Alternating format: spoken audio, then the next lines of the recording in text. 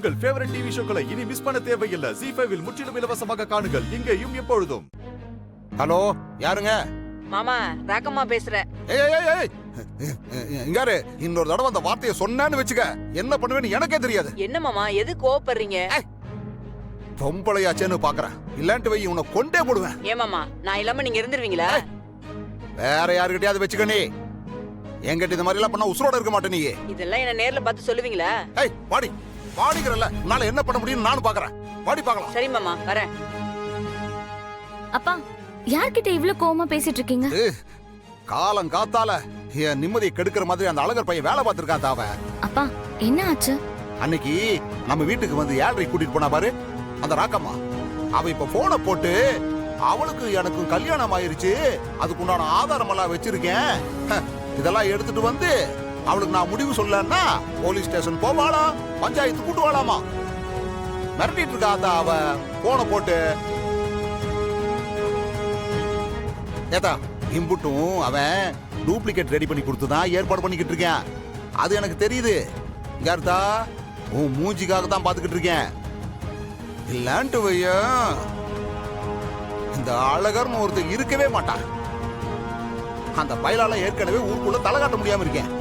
இதுல இவ வேற வந்து பஞ்சாயத்து பண்ணான்னு வையே, இந்த ஊரை விட்டு எங்கேயாவது போக வேண்டியதா? அப்பா, நீங்க எதுக்குப்பா ஊரை விட்டெல்லாம் போகணும்? உங்களை இந்த நிலைமை காலாக்குன்னு அந்த அழகரை தான் ஊரை விட்டு துரத்தணும்ப்பா.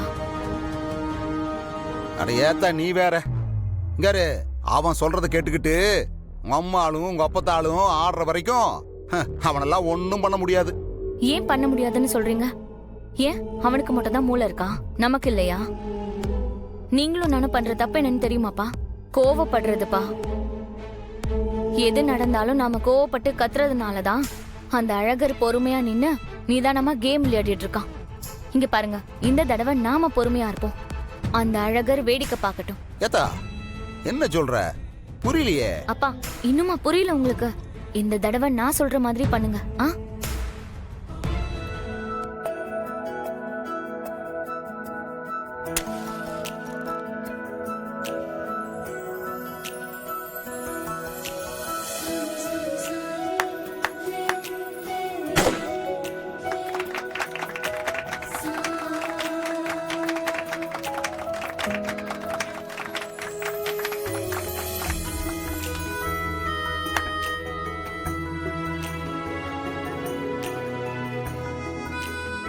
Happy birthday to you.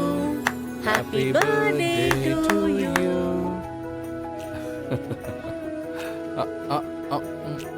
என்னங்கப்பா? பாரு, அம்மா, வாங்க வாங்க. வாமா, வா. நான் தமிழ் அம்மா கூட்டுங்க. இந்தம்மா.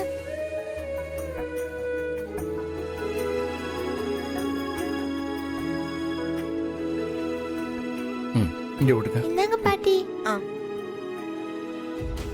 என்னாச்சு, ஒரு மாதிரியா இருக்கீங்க? இப்போ தமிழுக்கு எங்க பிறந்த நாள் கொண்டாடுனீங்க? என்னங்க கேள்வி இது? இன்னைக்கு அவளுக்கு பிறந்த நாள் தானே? அவளுக்கு பிறந்த நாள்னு எனக்கு தெரியாதா? அப்புறம் என்னங்க, பிறந்த நாள்னா கொண்டாட்டம் இருக்குதானே செய்யும்.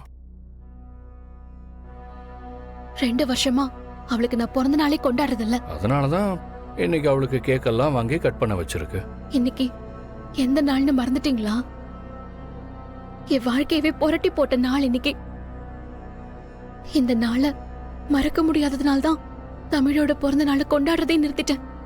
ஆனா உங்களால எப்படிதான் சந்தோஷமா இருக்க முடியுதோ தெரியல. என்ன, குழந்தைக்கு கிடைக்கிற சின்ன சின்ன சந்தோஷத்தெல்லாம் கூட இப்படி கொடுக்க கூடாதுன்னு நினைக்கிறீங்க? என்னால அவளுக்கு இப்படி ஒரு சந்தோஷத்தை கொடுக்க முடியாது ஆதி. ஏன் பாரதி, ஏன் கொடுக்க கூடாது? நீங்க இன்னைக்கு என்ன நாளுங்கறத உண்மையாவே மறந்துட்டீங்களா? இன்னைக்கு வாசு என்னை விட்டுட்டு போன நாள். தமிழ் பிறந்த நாள் அன்னைக்கு ஏதோ வந்துடுறேன்னு சொல்லிட்டு போனவரு பொணமாதான் வீட்டுக்கு வந்தாரு. என்னால எப்படி இந்த நாளை கொண்டாட முடியும்?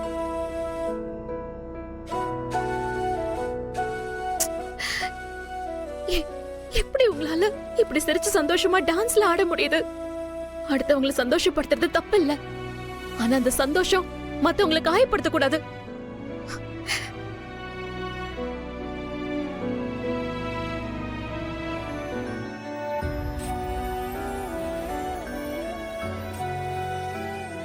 இன்னைக்கு தமிழோட பிறந்த நாள் மட்டும் இல்ல, என்னோட மறுஜென்மமும் இன்னைக்கு தான் பாரதி. அதை எப்படி நான் மறப்பேன்? வாசு எனக்கு கடவுள் பாரதி. கடமையை செய்யும் போது கடவுளை மறக்கிற ஆளு நான் இல்லை பாரதி. தமிழுக்கு பிறந்தநாள் கொண்டாடுறதுக்கு ஒரு அப்பாவா என்னோட பாசம். ஆனா அதே நேரம் என் கடவுள் வாசுவை கும்பிடுறது என்னோட பக்தி. பாசம் வேற, பக்தி வேற பாரதி. உங்களுக்கும் தமிழுக்கும் வாசு எவ்வளவு முக்கியமானவரோ அதே மாதிரிதான் எனக்கும். அவரோட நினைவுனால நான் எப்படிங்க மறப்பேன்? எனக்கு உயிர் பிச்சை கொடுத்தவர் இவர். இவர் எப்படி பாரதி நான் மறப்பேன்? உங்களையும் தமிழையும் கூட ஏதோ ஒரு நிமிஷத்துல நான் நினைக்காம விட்டுருக்கலாம். அதுக்கு ஏதாவது ஒரு காரணம் இருக்கும். ஆனா எனக்கு கூட துடிச்சிட்டு இருக்கிற வாசுவை என்னால மறக்க முடியுமா பாரதி?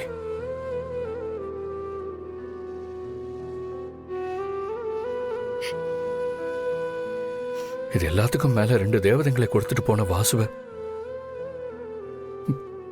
எப்படி பாரதி நான் மறப்பேன்?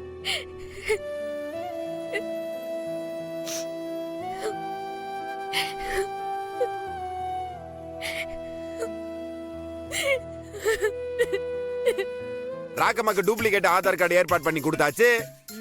அவங்க 2 பேருக்கு கல்யாணம் ஆயிருச்சுன்னு டோட்டல் செட்டப் பண்ணியாச்சு. Any time Rakkamma coming for me, English also coming. என்ன அட ராக்கம்மா வந்தோன்னா தர்மலிங்கத்தை நாக்கு புடுங்குற மாதிரி கேள்வி கேப்பா. இதை கேட்டு அக்கம் பக்கத்துல இருக்கிறவங்க கூடி வந்துருவாங்க. ஆண்டாள் அவங்க அப்பன் கூட சேர்ந்து ராக்கம்மா கூட மல்லு கட்டுவா. ஆனா ராக்கம்மா என்ன பண்ணுவா? ராக்கம்மா கிட்ட தான் ஆதாரம் இருக்குது, அதை எடுத்து காட்டும். ஊர்க்காரங்க எல்லாருமே சேர்ந்து அவங்க அப்பன, உங்க புருஷன, ஓ மவன அட கழுவி ஊத்துவாங்க. ஆனா அந்த ஆள் இதுக்கெல்லாம் அசர மாட்டான், எனக்கு தெரியும். அப்பதான் நான் உள்ள பூருவேன். உள்ள பூந்து ஒரு பிட்டப் போடுவேன். எதுவா இருந்தாலும் பஞ்சாயத்துல வச்சு பைசல் பண்ணிக்கலாம் சொல்லுவேன். பஞ்சாயத்துனா அந்த ஆளுக்கு பயம், மானம் போயிரும்ல. அதனால எல்லாத்துக்கு முன்னாடி உண்மையை ஒத்துக்குவான், நம்ம கிட்ட மன்னிப்பு கேட்டுருவான். This is my plan. மாப்ள, அவர் மன்னிப்பு கேட்கணும்லாம் ஒண்ணும் இல்ல. ஆண்டாளுக்கு அவர் குணம் தெரிஞ்சாலே போதும். ஆமாண்டா பேராண்டி, ஆண்டாளுக்கும் உனக்கு நடுவுல 7.5 குடுக்கறதே அந்த தர்மலிங்கம் தான். அவனுக்கு ஏதாவது பண்ணி ஒதுக்கி விட்டா போதும், உன் வாழ்க்கை ஜம்முன்னு இருக்கும். கம் ராக்கம்மா, ஏண்டி ராக்கு?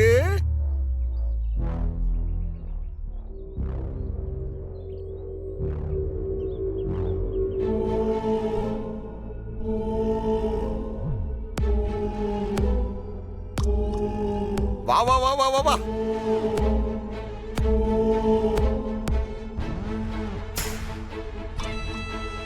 ஜீ5 ஆப்பை டவுன்லோட் செய்து அனைத்து எபிசோடுகளையும் இலவசமாக பாருங்க.